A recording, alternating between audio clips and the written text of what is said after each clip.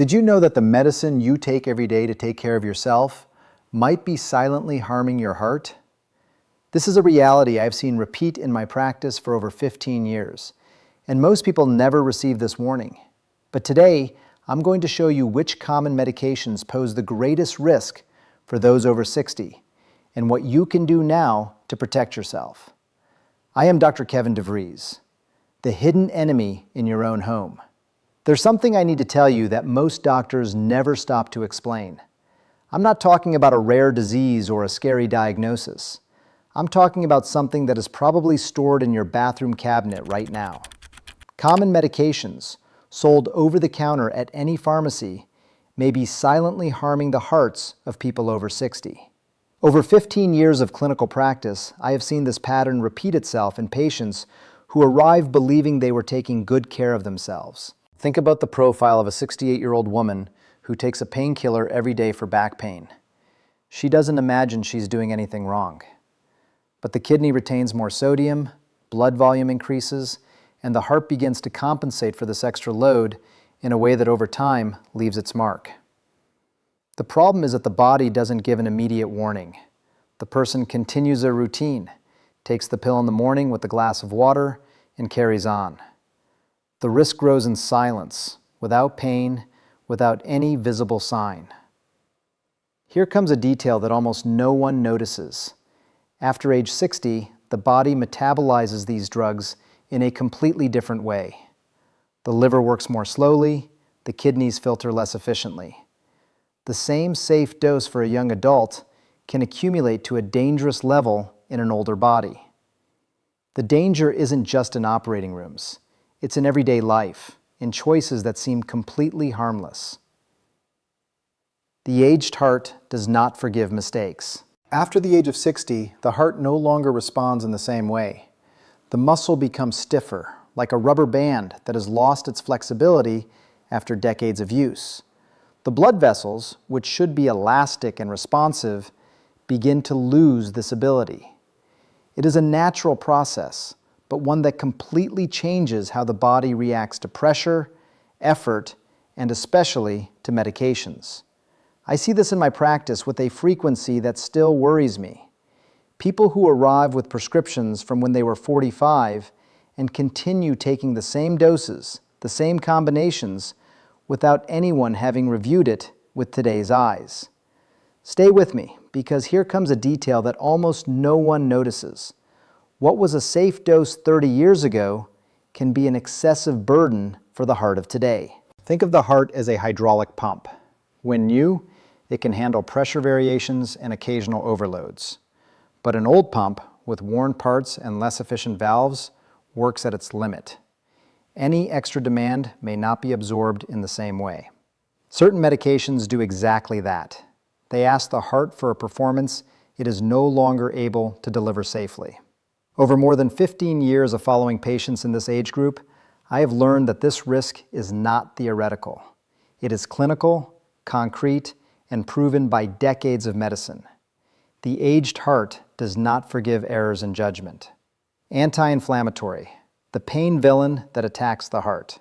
That pill you take for back pain, knee pain, headache, it might be doing something you never imagined, silently attacking your heart. Ibuprofen, diclofenac, naproxen. They are the best-selling anti-inflammatory drugs in the world, and they are in the drawer of almost every Brazilian over 50. The problem is that they work by blocking substances in the body that not only signal pain, they also protect the blood vessels and the kidneys. When this system is blocked, the body begins to retain water and salt. And for the heart, this is like asking an already tired engine to pull a heavier trailer. The resistance increases with every beat. The pressure goes up. The heart works harder than it should. I see this in my practice with a frequency that worries me. Patients who arrive with uncontrolled blood pressure, even while taking their medication correctly. And when we investigate, we discover that they were using anti-inflammatory drugs regularly, sometimes every day, to endure chronic pain. Here comes a detail that almost no one notices. These medications can completely nullify the effect of high blood pressure medicines. The medicine is there, but the anti-inflammatory undoes its work. The studies are serious. Chronic use is associated with a significantly higher risk of heart attack, stroke, and heart failure, especially in those who already have hypertension. And the risk is not theoretical. It grows as the use becomes routine. You feel the pain, so you treat it. The heart problem grows inside without giving any sign. This is the real danger of depending on anti-inflammatory drugs without medical guidance. Daily omeprazole, stomach protection, heart risk. This medicine is in almost every home, perhaps even on your bedside table right now. I'm talking about omeprazole, the second best-selling drug in the entire world. And what very few people know, and what I feel obligated to explain, is that it was created to be used for only 4 to 8 weeks. Not for months, not for years. The problem is that millions of people take it daily as a permanent part of their routine without imagining what might be happening inside. With prolonged use, omeprazole gradually reduces the levels of magnesium in the body. This mineral may seem secondary, but for the heart, it is essential. Think of magnesium as a conductor that keeps the heartbeats in order. When the levels drop, this conductor disappears, and the heart begins to lose its rhythm. Arrhythmias appear. That feeling of an irregular heartbeat, of a flutter for no apparent reason. Many people spend years associating this symptom with other causes, without ever looking at the pill they take every day to protect their stomach. Here comes a detail that almost no one notices. Omeprazole can also reduce nitric oxide, a substance that keeps blood vessels flexible and open. Without it in adequate amounts, the arteries become stiffer and the heart has to work much harder to pump blood. And there is still a specific risk for those who have already had a heart attack. Over more than 15 years of following cardiac patients, I have seen situations where omeprazole weakened the action of clopidogrel, an anticoagulant used precisely to protect the heart after a serious event. Two drugs taken together with the best of intentions, and one may be canceling out the effect of the other at the most critical moment. Nasal decongestant, the cold remedy that spikes blood pressure. A stuffy nose seems like a small problem, but the remedy you choose to solve it can create a much bigger problem, especially if you have high blood pressure. Pseudoephedrine and phenylephrine are the active ingredients in dozens of decongestants sold freely in any pharmacy. They work because they narrow the blood vessels in the nasal mucosa, which reduces swelling and frees up the air. So far, everything seems fine. The problem is that these compounds don't just stay in the nose. They enter the bloodstream and travel throughout the entire body, narrowing vessels everywhere, not just where you need them. Imagine a garden hose with the tap open. Now someone squeezes that hose in the middle with their hand. The pressure inside skyrockets.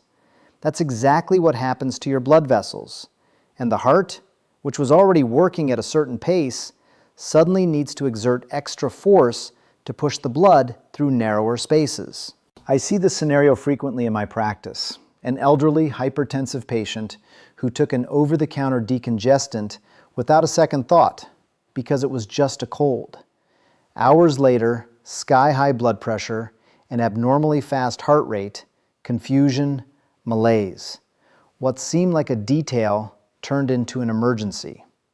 For someone who already has unregulated blood pressure or uses cardiac medication, this effect can trigger serious arrhythmias or a true hypertensive crisis. And what complicates it is that nobody warns you. The packaging doesn't have a prominent alert. The pharmacy attendant doesn't ask about your health history. Here comes a detail that almost no one notices. There are safe and effective alternatives. Saline nasal solution, local corticosteroid sprays, and humidifiers resolve the congestion without any effect on blood pressure. They relieve the symptom without messing with what you've spent years trying to control. The choice of the right medicine is never just a matter of effectiveness. It is a matter of safety, and it begins before you open the package. Tricyclic antidepressants, when the nerve medicine affects the heart's wiring. There is a connection that few patients perceive between mood medications and the heart. Tricyclic antidepressants, such as amitriptyline and imipramine, were for decades the most prescribed for depression and anxiety. The problem is that they are not restricted to the nervous system. They reach the heart and directly interfere with the way it conducts its electrical impulses. Think of it this way. The heart depends on precise internal wiring to beat at the right rhythm. Each impulse travels a specific path, contracting the muscle in the exact sequence. These medications add resistance to this wiring, delaying the impulse, and when the conduction becomes disorganized, the result can be a ventricular arrhythmia. The heart starts to beat out of time, unpredictably, without warning. Throughout my practice, I have followed patients with nocturnal palpitations, that strange sensation of a stumbling heart, who had amitriptyline on their medication list. The electrocardiogram showed the alteration there, discrete but real. Many never imagined that the nerve medicine could be messing with the heart's wiring. What comes next might surprise you. There is still a second dangerous effect in daily life. These medications cause a sharp drop in blood pressure the moment a person stands up, which is called orthostatic hypotension. For someone over 65, this means sudden dizziness, vision darkening, balance disappearing for a fraction of a second. And that second can be enough for a fall, a hip fracture, weeks of hospitalization, and autonomy lost for good. What needs to be clear is that there are modern antidepressants with a much superior safety profile for the heart, without this impact on electrical conduction. If you or someone close to you has been using these medications for years, this is a conversation worth having with the responsible doctor. Calcium supplement, the bone protector that can calcify arteries. Calcium holds an almost sacred place in the imagination of those who are aging. Doctors recommend it, pharmacies display it at eye level, and the logic seems irrefutable. If the bones are weak, replace the mineral that forms them. The problem is that this logic, as seductive as it is simple, may be hiding a risk that no one usually mentions in the consultation. A meta-analysis published in the British Medical Journal, gathering data from nearly 13,000 patients, found something that put me on alert. Those who took calcium supplements had a 27 to 31% higher risk of heart attack. This number is not small. It's not a margin of error. It is a signal that deserves to be taken seriously. But how can a mineral essential for bones threaten the heart? This is where a detail that almost no one notices comes in. When you eat a piece of cheese or drink a glass of milk, the calcium reaches your blood gradually, slowly, distributed throughout digestion. The body has time to process, to distribute, to use.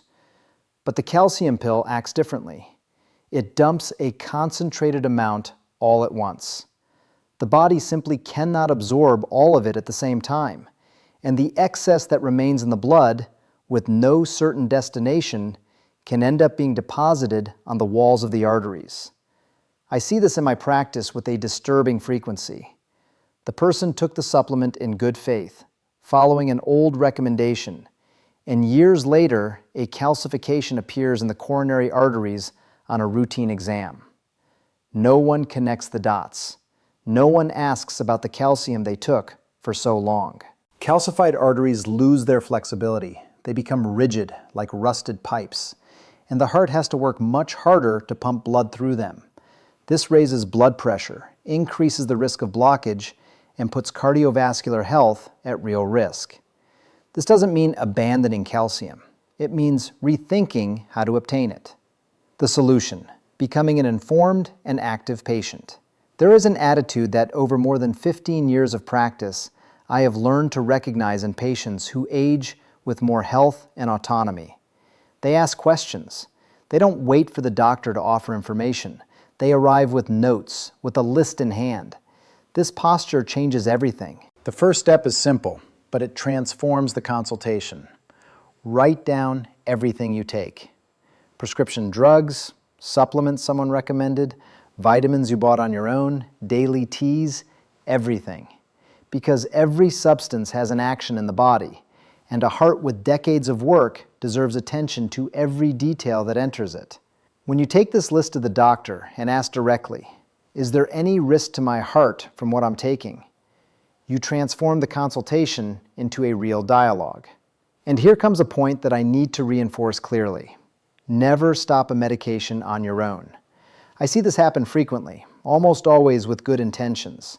The person read something, got scared, thought it was better to stop. But the abrupt discontinuation of certain medications can be as dangerous as continuing them without supervision. The right path is not abandonment. It's informed conversation. And when the subject is calcium and magnesium, the preference should be for food. Dairy products, green leafy vegetables, nuts, beans. These sources deliver the mineral in a way that the body absorbs with much more balance than an isolated pill. Not because a supplement is always wrong, but because food rarely requires the same care with dosage. Being an active patient does not require medical training. It requires attention to one's own body and a willingness to ask. Today, do one thing. Write down everything you take and bring that list to your next appointment. This simple action can protect your heart in ways that no expensive exam can. Tell me here in the comments, did you already know about any of these risks, or was this a surprise to you? I really want to read what you have to say. And if this content made sense, subscribe to the channel. Every week I bring information that your doctor should tell you, but often doesn't have time. Take good care of yourself. Take good care of the ones you love.